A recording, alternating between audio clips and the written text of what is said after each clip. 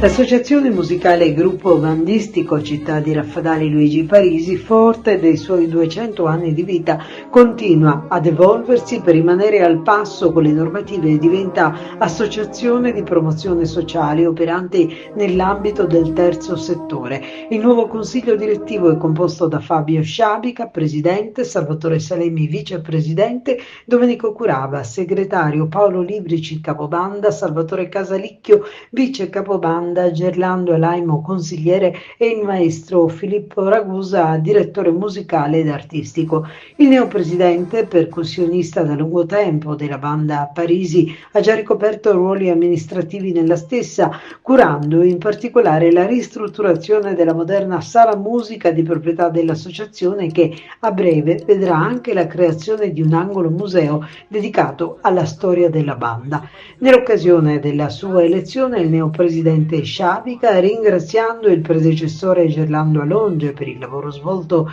in questi anni, nonché tutti i soci, si è dichiarato orgoglioso per il nuovo incarico e consapevole di essere a guida di una delle istituzioni più antiche, longeve e identitarie di Raffadali, che ha più di 200 anni di storia. Infatti è stata già la banda comunale con sede nel municipio. Abbiamo l'obbligo morale di mantenerla e consegnarla integra alle future generazioni, ha detto il presidente. Ci aspettano appuntamenti importanti e primo fra tutti Agrigento, capitale della cultura, festival internazionali e gemellaggi, occasioni importanti per la crescita sociale, artistica e culturale della nostra banda e dei suoi componenti, favorita, ha concluso, dal confronto con le altre realtà musicali locali e non solo. La scuola di musica, completamente gratuita, rappresenta il primo vivaio della banda e oggi, con la sede stabile e idonea ai propri laboratori nei locali storici